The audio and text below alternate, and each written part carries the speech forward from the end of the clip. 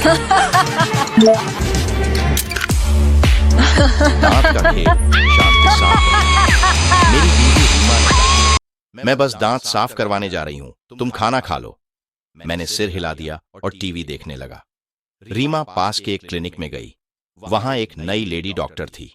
सफेद कोट, चेहरे पर हल्की मुस्कान, लेकिन आंखों में कुछ अजीब चमक। आराम से बैठिए, मैं आपके दांत अच्छे से साफ कर दूंगी, डॉक्टर ने कहा।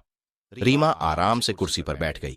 जैसे ही उसने आंखें बंद की, डॉक्टर ने एक अजीब सा औजार उठाया और चक!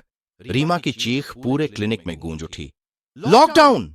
जब रीमा को होश आया तो उसने शीशे में देखा, उसके सारे दांत गायब थे। वो हड़बड़ाकर उठी, लेकिन दरवाजा लॉक था। बाहर जाते हुए डॉक्टर ने ठंडी हंसी के साथ कहा, अब तुम यहां बंद रहोगी, मुझे तुम्हारे पति से कुछ जरूरी बात करनी है। रीमा सदमे में थी, लेकिन जल्दी ही उसने खुद को संभाला। उसने इधर उधर देखा और डस्टबिन में पड़े अपने दांत निकाल लिए।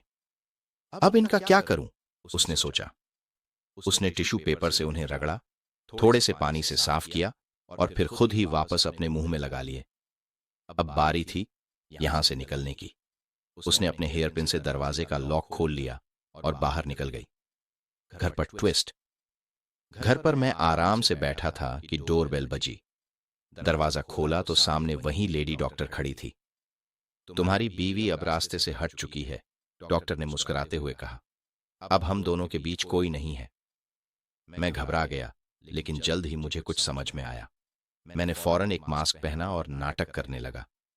ओह, सच में? मुझे तो पता ही नहीं था, मैंने मजाकिया लहजे में कहा। डॉक्टर खुश हो गई। तभी रीमा चुपके से घर में दाखिल हो चुकी थी। क्रश का इलाज डॉक्टर जैसे ही आगे बढ़ी, मैंने मास्क हटाया और कहा, अब क्रश का भूत उतरा या और भी इलाज करवाना है?